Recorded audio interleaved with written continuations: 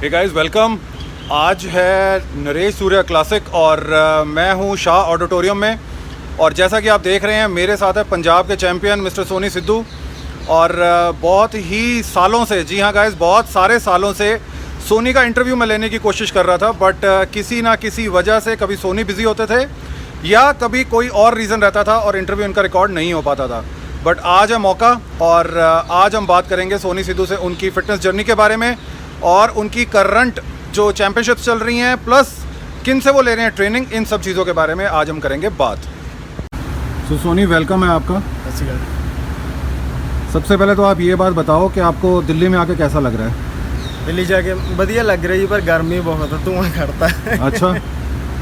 अच्छा सोनी, लास्ट आपकी जो विनिंग रही है पुणे में मिस्टर यूनिवर्स में आपने पार्टिसिपेट किया था, थोड़ा सा उसके बारे में बताओ कि वो प्रेप आपकी कितनी टफ थी, क्योंकि वहाँ पर तो बहुत सारे कंट्रीज से भी प्लेयर्स आए हुए थे। सो उन सबको हरा करके आगे आना कितना मुश्किल था आपके लिए? मुश्किल हैगा जी, पर मतलब एक ना मैं 2-3 ਵਾਰ ਨਾ ਪਹਿਲਾਂ ਮੈਂ 2016 ਤੋਂ ਖੇਡਣਾ ਸ਼ੁਰੂ ਕੀਤਾ।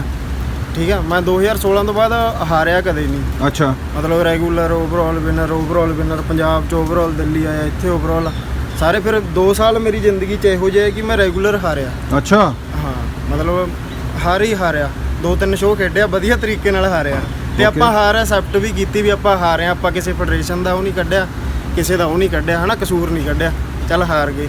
ਉਹ ਇੱਕ ਮਨ 'ਚ ਇਹ ਸੀਗਾ ਵੀ ਜੇ ਹੁਣ ਜਾਵਾਂਗੇ ਤਾਂ ਯਾਰ ਜਿੱਤ ਕੇ ਆਉਣਾਗਾ, ਤਾਂ ਉਹ ਫਿਰ ਇੱਕ ਪਾਸਾ ਕਰਨ वाली ਕੰਮ ਕੀਤਾ ਆਪਾਂ। मतलब आपकी हार जो थी वो आपका ट्रिगर पॉइंट बन गया। हाँ जी, उसी ने आपको इंस्पायर किया कि आपको अब जीतना भी है आगे। हाँ जी। अच्छा, फिर उसके बाद में आपने अपना गेम प्लान क्या रखा जीतने के लिए? गेम प्लान यही सी भी जी, जो कोच बोलणगे वो अक्खां बंद करके फॉलो करनागा, आपदा दिमाग बंद कर देनागा। तो अभी आपके करंट कोच कौन है? करंट कोच संपत सर जी। अच्छा सोनी, आपने बोला कि आप लगातार हार रहे थे। हाँ जी। खुद आपने बैठ करके कभी इस चीज़ को एनालाइज किया कि आपकी हार का रीज़न क्या रहा है? आई मीन कोई कहीं पे प्रोटोकॉल में कमी, आप में कमी, या आपकी कोचिंग में कमी, कुछ ऐसी कोई बात कभी रही हो? नहीं, वो ਹੁੰਦਾ ਹੀ ਇੱਕ ਡਾਊਨਫਾਲ ਹਰੇਕ ਪਲੇਅਰ ਦੀ ਜ਼ਿੰਦਗੀ 'ਚ ਆਉਂਦਾਗਾ। ਉਹ ਆਪਾਂ ਚੱਲ ਉਹੀ ਮੰਨਿਆ ਵੀ ਡਾਊਨਫਾਲ ਸੀ, ਆਪਾਂ ਕਿਸੇ ਦਾ ਕਸੂਰ ਨਹੀਂ ਕੱਢਦੇ। ਹੋ ਸਕਦਾ ਮੇਰੇ 'ਚ ਹੀ ਕਮੀਆਂ ਹੋਣ, ਹੋ ਸਕਦਾ ਥੋੜੀ ਬਹੁਤੀ ਕੋਚ 'ਚ ਕਮੀ ਹੋਵੇ, ਹਨਾ। ਆਪਾਂ ਕਿਸੇ ਨੂੰ ਪੁਆਇੰਟ ਆਊਟ ਨਹੀਂ ਕਰ ਸਕਦੇ ਵੀ ਜਾਂ ਕੋਚ ਦੀ ਗਲਤੀ ਸੀ ਜਾਂ ਇਹ ਗਲਤ ਸੀਗਾ। ਹਰ ਕੋਚ ਦਾ ਅਲੱਗ ਪ੍ਰੋਟੋਕੋਲ ਆ, ਕਿਸੇ ਬੰਦੇ ਨੂੰ ਸੂਟ ਕਰਦਾ, ਕਿਸੇ ਨੂੰ ਨਹੀਂ ਕਰਦਾ ਜੀ। ਉਸ ਹਿਸਾਬ से।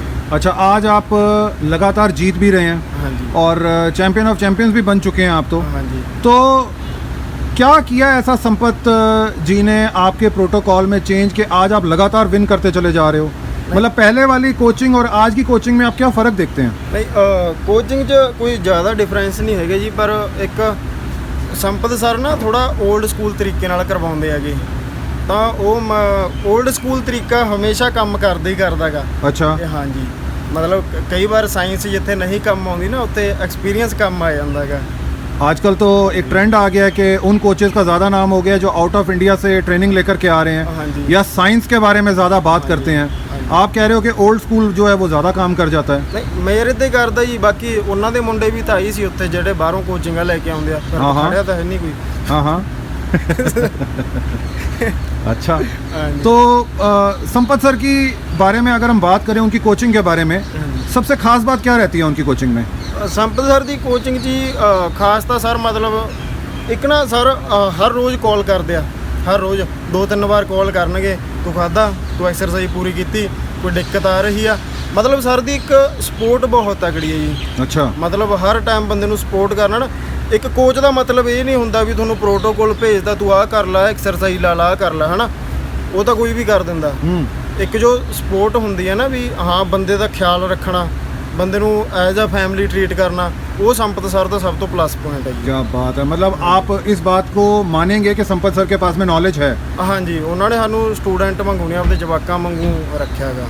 Very nice, very nice. अच्छा, बहुत बार ऐसा भी हुआ है कि संपत सर के ऊपर कुछ ऐसे एलिगेशंस लगते रहे हैं कि वो अपने स्टूडेंट को आगे करवा देते हैं या कुछ बात करके किसी भी तरीके से जितवा देते हैं। ऐसा कोई चीज़ आपको आई आपकी नॉलेज में? नहीं सर, मैनू तो मतलब उन्होंने कहा कि कोई बात नहीं सोनी, मैं जितवा दूंगा तेरे को, तू चिंता मत कर, तू मेहनत मत कर। ना जी, उन्होंने तो यही सीगा भी जे मेहनत करेंगे तो जितेगा, नहीं करेंगे तो नतीजे तू 2 साल देखी नेगे। Right right right. उन्होंने तो यही सीगा भी जिन्नी मेहनत करना, हार्ड वर्क कर। दूसरी गल नहीं हुंदी सी उन्होंने कोले। Hard work Soni, hard work. मैं 6-6 घंटे वर्कआउट किया जी। क्या बात ਕਿਉਂਕਿ ਮੈਂ 1.5 ਮਹੀਨੇ 'ਚ ਪ੍ਰੈਪ ਕਰਨੀ ਸੀਗੀ। ਮੈਂ 45 ਦਿਨ ਦੀ ਪ੍ਰੈਪ ਕੀਤੀ ਸੀ। ਮੈਂ ਆਪਦੀ ਸਟੋਰੀ ਵੀ ਪਾਈ ਸੀਗੀ ਪ੍ਰੋਪਰ ਡੇਟ ਨਾਲ ਸਕਰੀਨਸ਼ਾਟ ਲੈ ਕੇ ਨਾ जी। ਤਾਂ 45 ਦਿਨਾਂ 'ਚ ਹਾਰਡ ਵਰਕ ਹੀ ਕਰ ਸਕਦੇ ਜੀ, ਕੋਈ प्रोटोकॉल नहीं करते ਉੱਥੇ। अच्छा, संपत सर ने अगर आपसे हार्ड वर्क करवाया है हाँ तो जी। आई एम श्योर फिर तो बहुत सारी मेडिसिन के आपके पैसे बच गए होंगे। ਮੈਡੀਸਨ ਦੇ ਪੈਸੇ ਬਚਦੇ ਜੀ। मतलब कितना फ़र्क आया एक रियल कोच के अंडर वर्कआउट करने में, ट्रेन करने में और ऐसे कोच के अंडर ट्रेन करने में जो कि सिर्फ और सिर्फ पैसे चार्ज करते चले जा रहे थे आपसे? ਬਹੁਤ ਫਰਕ ਆਉਂਦਾ ਜੀ। ਇੱਕ ਕੋਚ ਆਪਾਂ ਨਹੀਂ ਕਹਿੰਦੇ ਵੀ ਇੱਕ ਪੈਸੇ ਨਾ ਲਓ, ਪੈਸੇ ਹਰ ਕੋਚ ਲੈਂਦਾ ਠੀਕ ਹੈ, ਪਰ ਪੈਸੇ ਲੈ ਕੇ ਫੁੱਦੂ ਨਾ ਬਣਾਓ। ਪੈਸੇ ਲਓ ਤਾਂ ਜੋ ਰਿਐਲਿਟੀ ਆ ਉਹੀ ਦੱਸੋ ਪਲੇਅਰ ਨੂੰ। ਇਹ ਨਹੀਂ ਵੀ ਮੈਂ ਤੈਨੂੰ ਨੈਚੁਰਲ ਐਂ ਕਰ ਦੂੰਗਾ, ਮੈਂ ਤੈਨੂੰ ਐਂ ਕਰ ਦੂੰ, ਚੈਂਪੀਅਨ ਬਣਾ ਦੂੰ ਨਾ। ਜੋ ਜਿੰਨੇ ਜੋਗਾ ਹੈਗਾ ਉਹਨੂੰ ਪਹਿਲਾਂ ਦੱਸ ਦੋ ਵੀ ਵੀਰੇ ਮੇਰਾ ਕੰਮ ਹੈ ਤੇਰੀ ਇੰਨੀ ਉਹ ਕਰਨਾ ਤੇ ਤੇਰਾ ਹਾਰਡ ਵਰਕ ਹੀ ਤੈਨੂੰ ਜਿੱਤਿਆਊਗਾ।